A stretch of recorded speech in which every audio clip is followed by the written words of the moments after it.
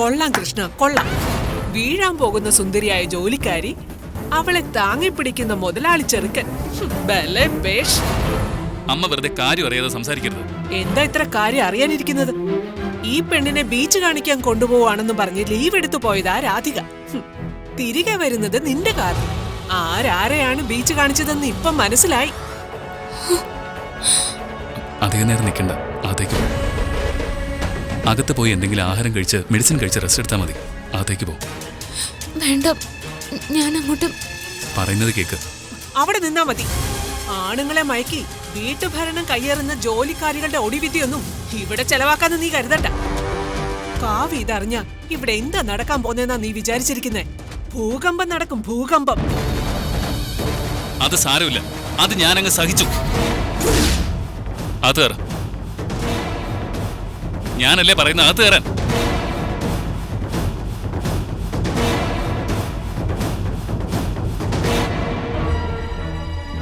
അമ്മേ, അമ്മേ, എന്താ എന്താ എന്തു പറ്റി? നിൽക്കണ്ടായിരുന്നോളൂ.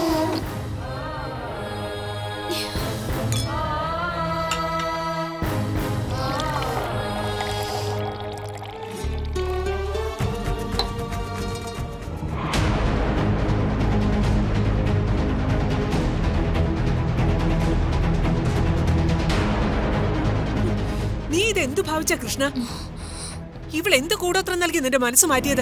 കാവ്യയും മുത്തിനെയും ഇവിടെ ഒരുക്കി തയ്യാറാക്കി ഇരുത്തിയിട്ട് ഇവളെയും കൂട്ടി ബീച്ചിലേക്ക് പോയി.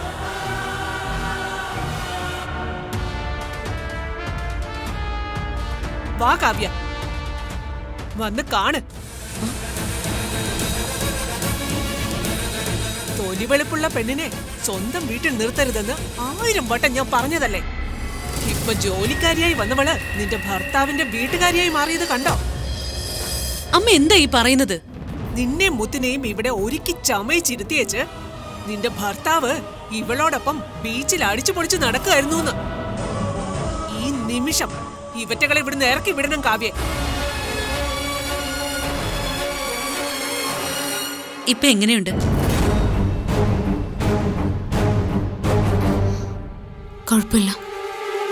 നിനക്കെന്താ കാവ്യ, നിന്റെ തല തിരിഞ്ഞു പോയോ? സ്വന്തം ജീവിതത്തിൽ കൈയിട്ട് വരാൻ വന്ന ഈ മൂദേവിയെ അടിച്ചിറക്കേണ്ടതിന് പകരം വിശേഷം ചോദിക്കുന്നോ? രാധിക ബീച്ചിൽ തലകറങ്ങി വീണു.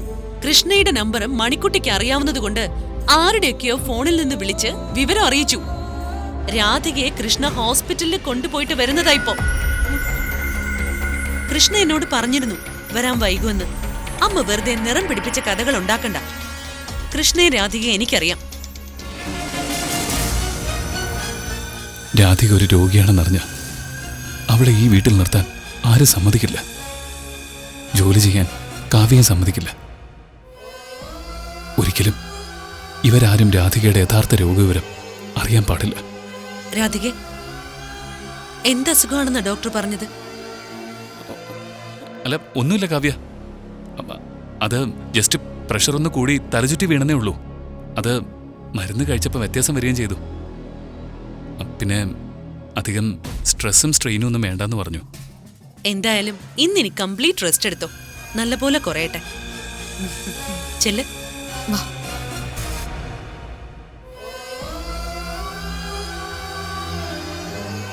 രാധികയ്ക്ക് വേറെ കുഴപ്പമൊന്നും ഇല്ലല്ലോ അല്ലേ? പ്രഷർ ഷൂട്ട് ചെയ്ത് തലകറങ്ങി വീണു എന്നല്ലേ ഉള്ളൂ? അതെ. ചിലപ്പോ ചെറിയ മറ്റെന്തെങ്കിലും ആരോഗ്യ പ്രശ്നങ്ങൾ കാണും. മെഡിസിൻസ് ഒക്കെ കൃത്യമായിട്ട് കൃഷ്ണ വാങ്ങിക്കൊടുത്തായിരുന്നല്ലോ അല്ലേ? കൊടുത്തു. പ്രത്യേകിച്ച് എന്തെങ്കിലും ശ്രദ്ധിക്കണമെന്ന് ഡോക്ടർ പറഞ്ഞോ? അധികം ടെൻഷൻ കൊടുക്കരുതെന്നേ പറഞ്ഞോളൂ.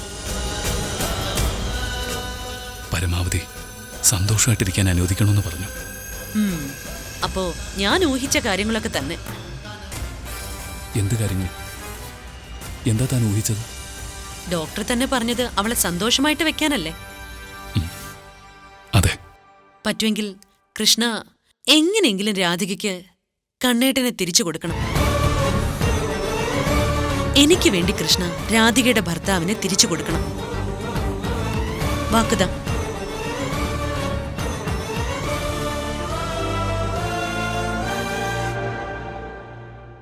വാ കൃഷ്ണ.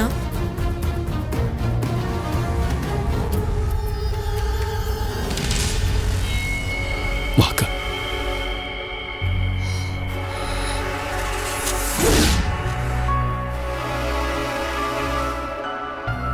കണ്ണേട്ടൻ ഇപ്പൊ ഇങ്ങോട്ട് വരരുതായിരുന്നു.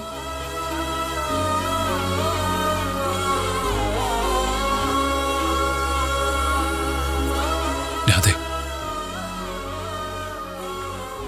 നീ എന്നെ പറ്റിക്കായിരുന്നല്ലേ. വെറുതെ നീ എന്നെ തേടി വരില്ലെന്ന് എനിക്കറിയായിരുന്നു. പലതവണ ഞാൻ കാരണം ചോദിച്ചു.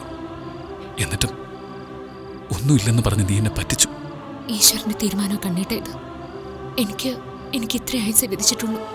ഇത്രയും കാലം ഒരുമിച്ച് ജീവിച്ചിട്ടായിരുന്നെങ്കിൽ ഇപ്പൊ ഒരുപാട് വിഷമിക്കേണ്ടി വരില്ലായിരുന്നു. ഇതിപ്പോ പഴയ അത്ര സങ്കടമൊന്നും എന്തായാലും കണ്ണേട്ടനുണ്ടാവില്ലല്ലോ.